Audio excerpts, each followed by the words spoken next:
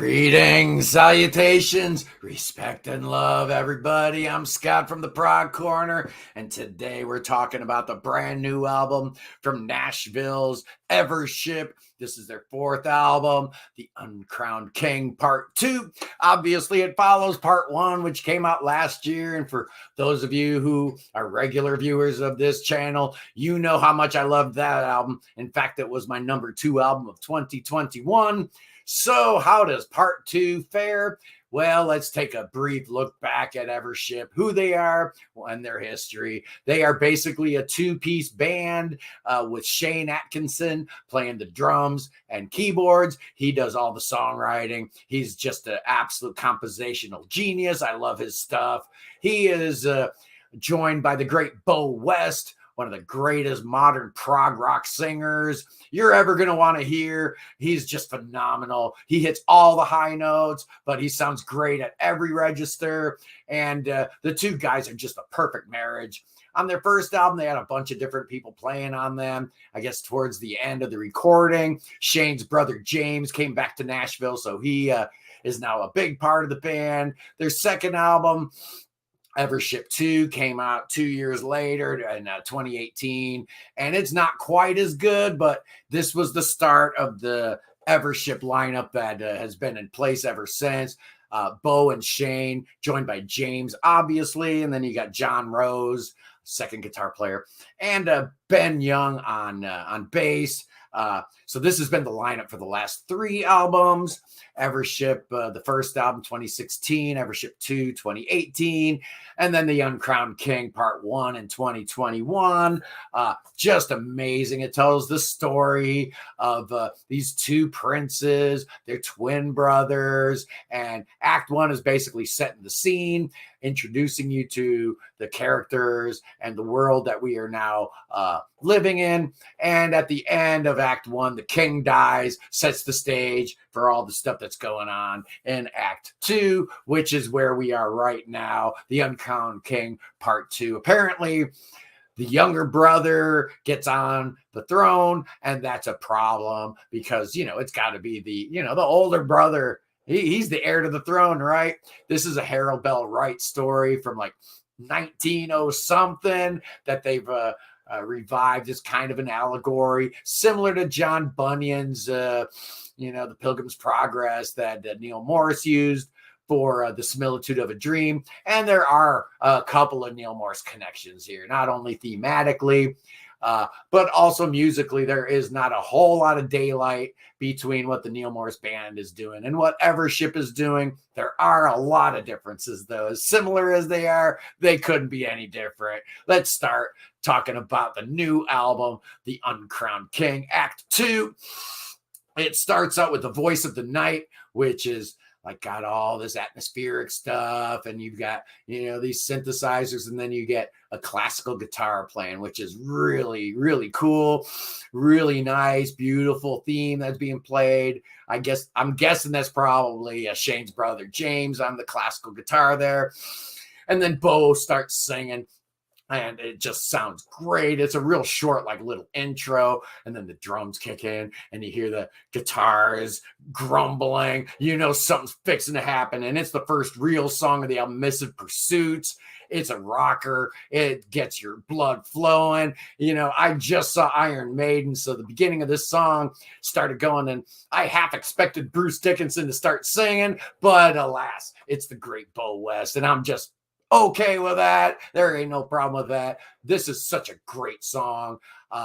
It goes through a lot of changes. Yeah, it's a hard driving rock song, but there's a lot of ins and outs, a lot of different twists and turns. Very cool. Kind of links up with that first song. So if you combine the two, it would be the longest song on the album. But none of these songs break the 10-minute mark, which is kind of weird because every Evership album always has that long epic. This one does not.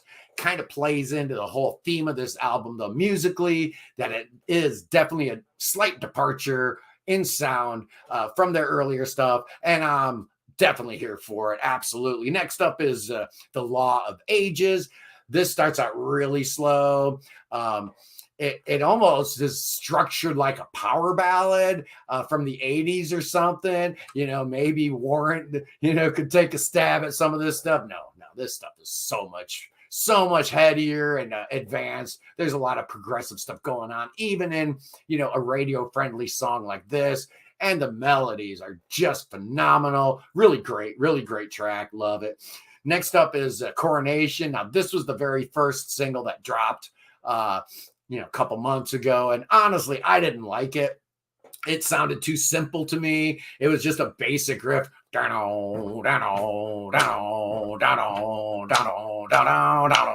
I'm like, hey, man, I came here for the prog. I didn't come here for classic rock. But then again, that's baked so deep into what these guys do that you're missing the joy of Evership if you don't just let all these different sounds wash over you. They're about the 70s, but they're not just about the prog, okay? I hear a lot of different influences in the music, but at no point in any of these songs can I go, they lifted that from Styx or they lifted that from Kansas.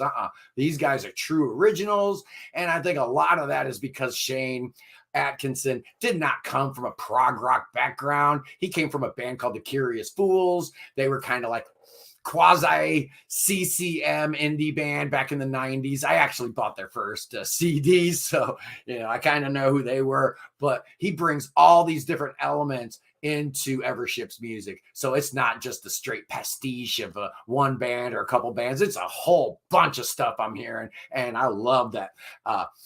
Actually, I have learned to love Coronation. I think it's a great song.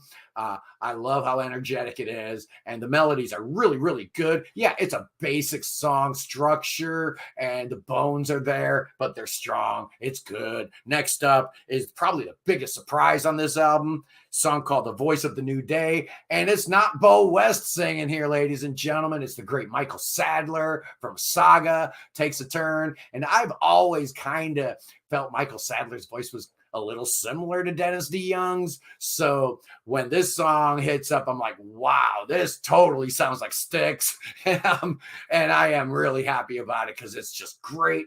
He does a phenomenal job. The next up is a song called Nobody, and it is just great. It is so wonderfully written with aching melodies and just phenomenal chord progression, how he slips back and forth from D to D major seventh. It's just really cool, and it almost kind of makes me think of Bread. You talk about bringing all kinds of 70s bands into the mix to create the Evership sound. Who would have expected to hear Bread? Probably not me. I was as surprised to hear that as that Missing Pursuit song where I'm hearing Iron Maiden or the Scorpions or something, but it's just great. I love it. Next up is Fading Away. This song kind of is giving me all kinds of Beatles or Badfinger with the guitar phrasing and stuff. It's just another great song that the longer you listen to it, the more stuff you hear, and those melodies just start sinking in and becoming earworms. It's really annoying because, I've got a lot of other music to listen to, but this Evership CD will not leave my nonstop in the car, man. It's been 2 weeks, and that's all I've been listening to. Now we get to the final two songs. We're getting towards the great conclusion, the penultimate song, Uncrowned. Wow, do I love this track. It is just dynamite. It's powerful. It's melodic. It's intricate. It's got a lot of different things going on. This is where they're probably at their most progressive on this song. And then about 2/3 of the way through, we get a little reprise from a melody, a theme from Act 1, the Yet to Come melody, which is a welcome thing, because I was kind of wondering if we were going to hear anything from Act 1 and Act 2. So we finally get it towards the end of the penultimate track. And then the final song you kind of knew was a reprise because it's called The Pilgrim's Reprise. So, that's lifted straight from the first song on Act 1. And he does a lot of Rush, Cygnus X1 kind of stuff. I'm hearing Hackett type guitar in the background. Is really spacey and cool and weird. And then that main Pilgrim's theme comes back, and that ends the album, and it ends the 2-album cycle of the Uncrowned King in an amazing fashion. I am so glad that they did not dip into the well too much lifting themes from Act One. It could have gotten real burdensome. One of the complaints people had about Neil Morris's The Great Adventure after Similitude of a Dream was that too many of those themes from the first part got put into the second part. We don't have a lot of that here, just a little bit towards the end of the album, and it does really help wrap the whole thing up in a nice little tight bow. A nice little tight bow west. Anyway, how do I feel about this stuff? I think you guys know how I feel about Evership. I love this band. I love what they're doing. I'm a huge fan and a big supporter, and I really wish nothing but the best for these guys. So, to wit, how do I score this puppy? I think I've telegraphed it enough. I've given 3 perfect scores so far this year. Ben Craven, Jean-Pierre Louboutin, JBL, and who is the third one? Oh, Capricar's Constant. Those were the 3 perfect scores I've given in 2022. Well, I've got a 4th one. Let's give Evership a 5 headphones. It's perfect. It's awesome. I was dead wrong. My first couple listens, I was expecting a carbon copy of part 1, I guess. I did not get it. This album is much harder rocking. This album is much more in line with classic rock, I guess. But give it a chance. These songs will start connecting with you.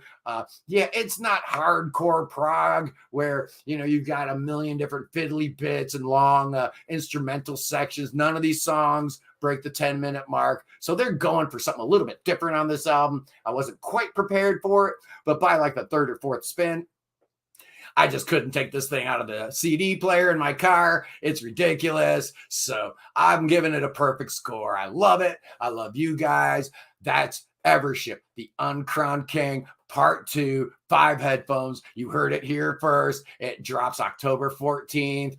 Do yourself a favor, pick it up. You will not be sorry. Trust me. Anyway, I am Scott from the Prog Corner, and I will see you fools on the flip-flop.